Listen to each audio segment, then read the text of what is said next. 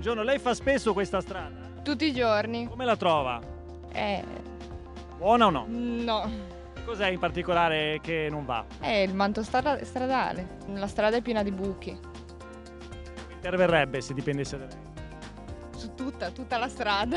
Ci sono diversi punti dove ci sono dei buchi pericolosi, non magari per le macchine, ma per i motociclisti o i ciclisti. È sempre scassata, qua si pagano i soldi alla regione, ai montaggiatori non giustano le strade. Se le grami dicono non c'è soldi in comune, la regione non ce n'ha, i montaggiatori non ne manda. Lei dove interverrebbe? Dov'è che trova proprio una strada messa male, secondo lei? Ma adesso stanno riparando qua, che questa era proprio da Ciaccione, infatti l'anno scorso è morto uno con la moto che è andato a finire a scivolato, è morto una persona qua, un altro è morto di là 2 anni fa per incidenti. E per tagliavano la strada perché uno, sai, scivola da parte e l'altra e muoiono le persone, ma non è una cosa giusta. I malumori sono inevitabili perché gli automobilisti e i sindaci dei comuni metropolitani non ne possono più di buche sull'asfalto delle strade provinciali, la cui manutenzione spetta alla città metropolitana.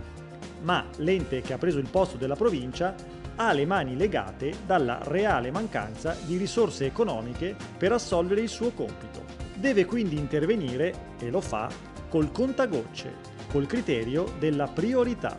Quali sono questi criteri? Intanto ci sono le segnalazioni dei comuni che ringrazio perché fanno un lavoro di monitoraggio esemplare e devo dire che tutte le segnalazioni che fanno, che sono di evidente necessità e di grande sensatezza, non riusciamo a corrispondere a tutte le segnalazioni.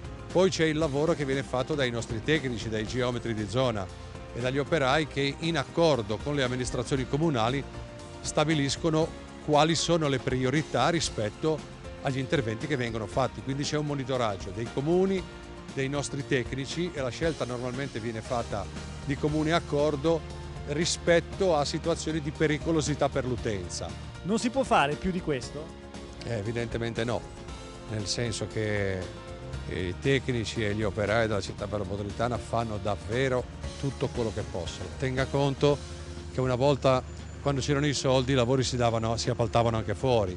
Adesso tutti i lavori che facciamo li facciamo in economia, vuol dire con mezzi nostri e con operai nostri, che fanno vita da bestie perché saltano da una strada all'altra e, come diceva lei, non a far diventare biliardi le strade, perché non è assolutamente così, ma intervenire su quelle situazioni che possono essere pericolosi per il transito, come è in questa situazione. A luglio sono stati 3 gli interventi principali realizzati: a Gattorna, sulla SP 225 della Val Fontanabuona, a Campoligure, sulla SP 456 del Turchino e infine a Nenno, sulla SP 11 di Nenno.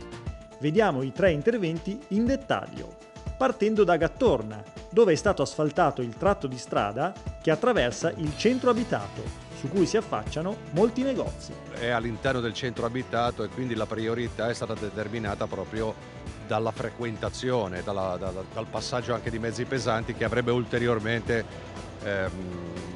negativizzato la situazione. La motivazione è stata questa, quindi l'importanza della 225, la seconda è stata anche la pressione costante e collaborativa fatta dall'amministrazione comunale. Una situazione veramente precaria, al limite dell'agibilità. Abbiamo bussato alla porta del consigliere delegato Gianni Vassallo, che prontamente si è attivato, ha fatto un sopralluogo, ero presente io, il consigliere Traverso. Abbiamo parlato, interloquito con i commercianti, i quali ci hanno chiesto a gran voce un intervento immediato. Eccoci qua e quindi voglio dire, si è passato dalle parole ai fatti, che è la cosa più importante. Noi come amministrazione non possiamo che dire un grazie a Gianni Vassallo e alla città metropolitana perché ha risolto un problema che era veramente un problema con la P maiuscola. A Campoligure sono stati stesi 100 metri di asfalto sul ponte che scavalca il torrente Stura, a valle dell'abitato, per dare sicurezza in primis ai motociclisti, soggetti a cadute in un tratto stradale con curve strette. Questo tratto perché è un tratto compreso, un centinaio di metri compreso tra 2 curve molto strette, per cui utenti che non rispettavano le velocità si trovavano, specialmente nel periodo invernale, a dover scivolare sul manto stradale. Allora abbiamo scarificato e stiamo usando del materiale hard che è un conglomerato bituminoso con inerti molto duri che migliorano nettamente l'aderenza degli autoveicoli.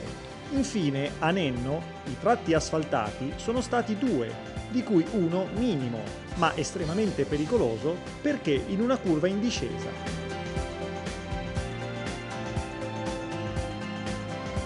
Altra attività di manutenzione stradale tipica della stagione estiva, che la città metropolitana svolge ormai col contagocce, è lo sfalcio dell'erba. 4 anni fa c'erano 300.000 euro da dare ad aziende in appalto che lavoravano in questo settore, più operai che sono andati in pensione e non sono stati sostituiti. La verità è che i soldi per fare un lavoro ben fatto non ci sono. E bisogna dire queste cose perché non si può alla gente raccontargli quella dell'uva. E contemporaneamente gli interventi si fanno dove si può, ma quello che si può viene fatto tutto. Lavoreremo sulle situazioni più difficoltose in collaborazione con i comuni che ci segnaleranno. 10 anni fa c'erano 28 milioni di euro a disposizione per aggiustare le strade.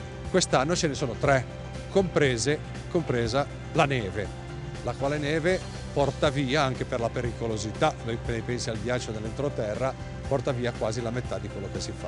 Il lavoro che veniva fatto anche di sgombero della neve sulle strade comunali non può essere fatto. Può andare avanti così? È evidente di no. È evidente che no, che è una situazione che non può andare avanti, perché se non c'è un dissesto finanziario c'è un dissesto istituzionale.